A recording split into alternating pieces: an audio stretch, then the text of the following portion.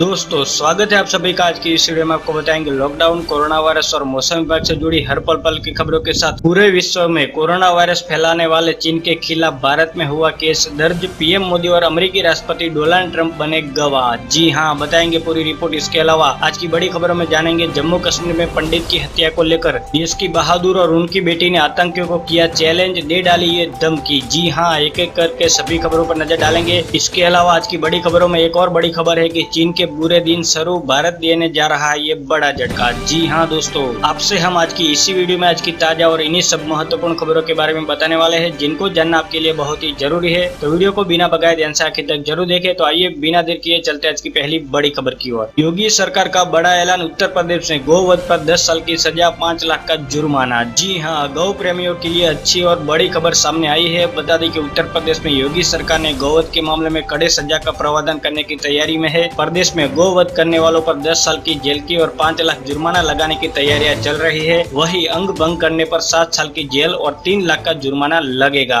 जी हाँ दोस्तों, आपको बता दें कि उत्तर प्रदेश में योगी सरकार गौवध निवारण संशोधन अध्यादेश लाई है। गौवध का ये अध्यादेश मंगलवार को कैबिनेट ने पास कर दिया, जो 2 से 3 दिन में लागू हो जाएगा। ऐसे मामले में दूसरी बार पकड़े जाने पर गैंगस्टर एक्ट लगेगा। बता दें कि उत्तर प्रदेश के मुख्यमंत्री योगी आदित्यनाथ की अध्यक्षता में मंगलवार को लखनऊ में मुख्यमंत्री आवास पर कैबिनेट की बैठक हुई। इसमें उत्तर प्रदेश गौवध निवारण संशोधन अध्यादेश 2020 के प्रारूप को स्वीकृति प्रदान की गई। जी हाँ, राज्य कैबिनेट ने उत्तर प्रदेश गौवध निवारण संशोधन अध्यादेश 2020 लाने का फैसला किया है। इस अध्यादेश को लाने और उसके स्थान पर विधानमंडल में विधेयक पेश कर पुनः पारित कराए जाने का फैसला भी कैबिनेट ने किया है। राज्य विधानमंडल का सत्र न होने और शीघ्र कार्यवाही की जाने के मद्देनजर अध्यादेश लाने का फैसला किया गया है। बता दें कि अध्यादेश का उद्देश्य उत्तर प्रदेश गौवध निवारण कानून 1955 को और अधिक संगठित एवं प्रभावी बनाने के साथ गौवंशीय पशुओं की रक्षा एवं गौ कक्ष की घटनाओं से संबंधित अपराधों को पूर्णतः रोकना है। जबकि इस अधिनियम के तहत दोबारा दोषी पाए जाने पर दोगुनी सजा होगी।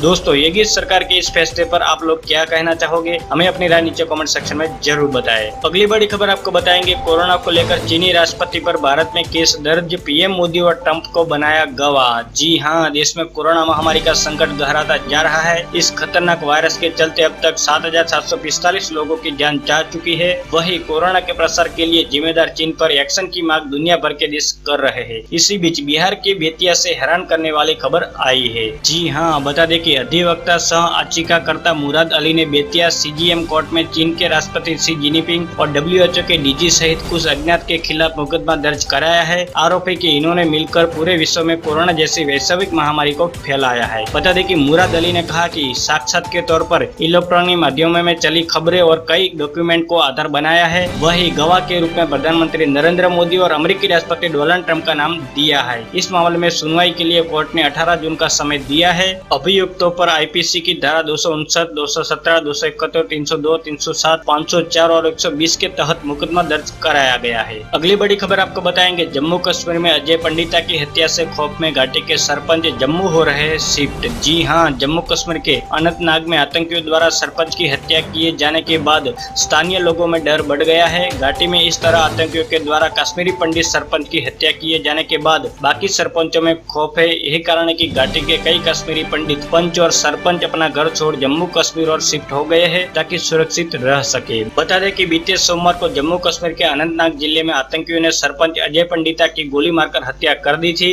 लश्कर-ए-तौयबा से जुड़े संगठन TRF ने इस हत्या की जिम्मेदारी ली थी। अगली बड़ी खबर आपको बताएंगे, आतंकियों को देश की बेटी का संदेश, ना मेरा बाप किसी से डरता था, ना मैं किसी के बाप से डरती हूँ, हम वापस कश्मीर जाएंगे। जी हाँ, जम्मू कश्मीर में सुरक्षा बल आतंकियों पर कहर बनकर टूट रहे हैं। बुधवार को 5 आतंकी मारे गए। इस हफ्ते आतंकियों के साथ तीसरी मुठभेड़ में 14 दहशतगर्दों को धराशायी किया गया है। लेकिन सुरक्षा बलों की इस कामयाबी के बीच ये सवाल फिर गूंजा है कि कश्मीरी पंडितों के इंसाफ कब होगा। दरअसल सोमवार को कश्मीर के सरपंच अजय पंडिता की हत्या कर दी गई थी। जी हाँ, बता दें कि अजय पंडिता की बेटी सीन पंडिता ने कहा कि हम कश्मीर वापस जाएंगे, न मेरा बाप किसी से डरता था, न मैं किसी के बाप से डरती हूँ। उन्होंने कहा कि मेरे पिता ने अपने नाम के आगे भारतीय लगा दिया था। वो कहते थे अगर मुझे कभी कुछ होगा तो मेरी पहचान भारतीय होनी चाहिए। वो देश से बहुत प्यार करते थे। मेरे पिता ने सिर्फ गांव से नहीं पूरे देश से प्यार किया था। देश की बहादुर बेटी ने कहा कि मेरे पिता निडर थे, हमारा पूरा परिवार निडर है, हम फिर वहाँ वापस जाएंगे, हम किसी से नहीं डरते हैं। दोस्तों, देश की इस बहादुर बेटी के जज्बे को और साहस पर आप लोग क्या कहना चाहोगे? हमें अपनी राय कमेंट कमेंट सेक्शन में जरूर बताएं। सलाम करता है पूरा देश इस बेटी को। अगली बड़ी खबर है, चीन के बुरे दिन शुरू, भारत देने जा रहा है ये बड़ा झटका। जी हाँ, भारत के साथ युद्ध के सपने देखने वाले चाइना को बड़ा झटका लग सकता है। बता दें कि देश के करोड़ों खुदरा और थोक व्यापारियों ने चीन से आयातित माल का बहिष्कार करने का बुधवार को एक अभियान शुरू कर दिया है। इस अभियान के द्वारा व्यापारियों की योजना दिसंबर 2021 तक चीन से आयात बिल 1 लाख करोड़ रुपए का घटाना है। जी हाँ, बता दें कि confederation of all India traders के तहत व्यापारियों ने करीब 3000 ऐसी वस्तुओं की लिस्ट बनाई है जिनका बड़ा हिस्सा चीन से आयात किया जाता है, लेकिन जिनका विकल्प भारत में मौजूद है या तैयार किया जा सकता है। कैट ने जिन वस्तुओं की सूची बनाई है उनमें से मुख्यतः इलेक्ट्रॉनिक गुड्स,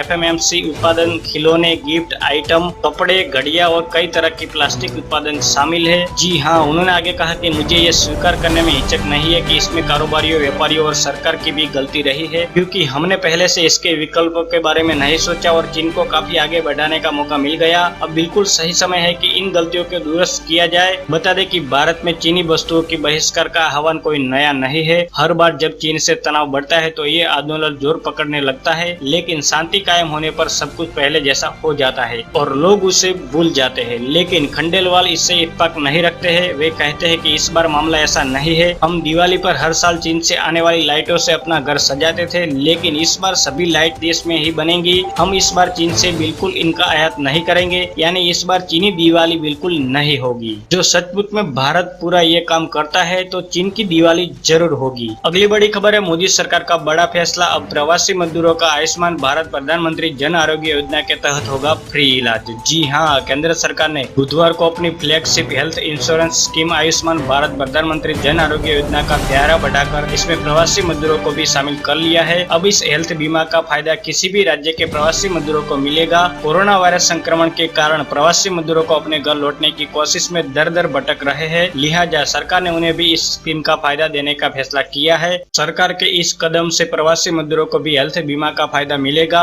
जो लॉकडाउन की वजह से बेरोजगार हो चुके हैं। बता दें कि आयुष्मान भारत प्रधानमंत्री जन आरोग्य योजना कैशलेस और पेपरलेस हेल्थ बीमा स्कीम है। ये हर परिवार को इलाज और अस्पताल के खर्चों के लिए 5 लाख रुपए का कवर देती है। इसके तहत अभी तक 10 करोड़ 75 लाख परिवारों यानी 53 करोड़ लोगों को इसका फायदा मिल चुका है। इस योजना में ई कार्ड जारी किया जाता है जिसका इस्तेमाल कभी भी और कहीं भी किया जा सकता है। अगली बड़ी खबर आपको बताएंगे, नेपाल के प्रधानमंत्री ने भारत को धमकी भरे लफ्जों में कहा, लिपुलेखा की जमीन हमारी, इसे लौटाए भारत सरकार। जी हाँ, लिपुलेख सीमा विवाद मामले में भारत और नेपाल के बीच पिछले कुछ दिनों से तख्ती तेज है। हालांकि दोनों देशों ने आपसी बातचीत से इस तनाव को खत्म करने का निर्णय लिया है। इसी बीच बुधवार को नेपाल के प्रधानमंत्री KP शर्मा ओली ने एक बयान में कहा कि लिम्पिया, धुरा, लिपुलेख और काला पानी विवादित भूमि है जिसका पूरा भूगोल ही भारत के कब्जे में है। काला पानी में भारतीय सेना रखकर वहां से लिपुलेख और लिपुदेरा पर भारत ने कब्जा कर लिया है। जी हाँ दोस्तों, आपको बता दें कि नेपाल के प्रधानमंत्री ओली ने कहा कि सेना रखकर हमसे हमारी जमीन छीनी गई है। जब तक यह भारतीय सेना की मौजूदगी नहीं थी तब तक वह जमीन हमारे पास ही थी। सेना रखने के कारण हम उधर नहीं जा सके।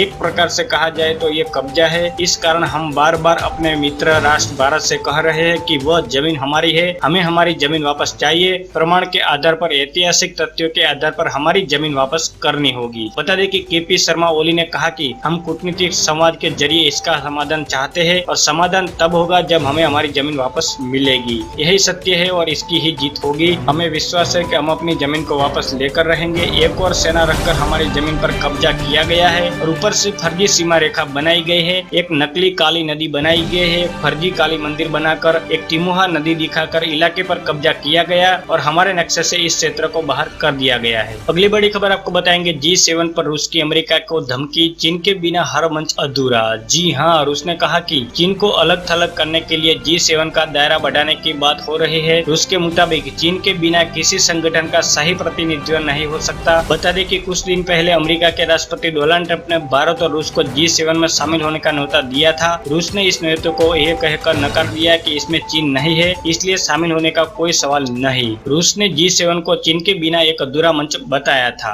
अगली बड़ी खबर आपको बताएंगे, महाराष्ट्र के CM उद्धव ठाकरे बोले पाबंदियों का पालन करें लोग, नहीं तो फिर लगाना पड़ सकता है लॉकडाउन। जी हाँ, महाराष्ट्र में कोरोना बेकाबू हो चुका है। यहाँ पर 95,000 के करीब मरीज की संख्या हो गई है, जबकि 3,500 के करीब लोगों की मौत हो चुकी है। पिछले 24 घंटों में 3,254 नए केस सामने आए हैं और 150 लोगों ने दम तोड़ दिया है। राज्य में बढ़ते मामलों के बीच मुख्यमंत्री उद्धव ठाकरे ने फिर से लॉकडाउन लागू करने की बात कही है। जी हाँ दोस्तों, आपको बता दें कि उद्धव ठाकरे ने बुधवार को कहा कि अगर लोग पाबंदियों का सम्मान करने में विफल रहे तो राज्य में एक बार फिर लॉकडाउन लागू करना पड़ सकता है। उन्होंने ये भी कहा कि लोकल ट्रेनों की फिर से शुरू करने की मांग हम केंद्र से कर चुके हैं। शटडाउन की वजह से कई लोग फिर से अपनी ड्यूटी शुरू नहीं कर पा रहे हैं। उन्होंने आगे कहा कि अगर लॉकडाउन में ढील से खतरा पैदा होने लगेगा तो हम लॉकडाउन को फिर से लागू करने के लिए मजबूर हो गए। महाराष्ट्र के लोग सरकार के साथ सहयोग कर रहे हैं और निर्देशों का पालन भी कर रहे हैं। लोगों को विश्वास है कि सरकार उनके हित में काम कर रही है। दोस्तों, आपको हमारी ये जानकारी अच्छी लगी तो हमें अपनी राय कमेंट सेक्शन में जरूर बताएं और वीडियो अच्छा लगे तो लाइक करो, ज्यादा से ज्यादा शेयर कीजिए अपने दोस्तों के साथ फेसबुक और व्हाट्सएप पर। अगर आप हमारे चैनल पर पहली बार आए तो चैनल को सब्सक्राइब करके बेल आइकन जरूर दबा दीजिएगा ताकि आप और हम आपस में जुड़े रहेंगे और रोजाना एक दूसरे के साथ काम की खबरें शेयर कर पाएंगे। बस अभी इतना ही।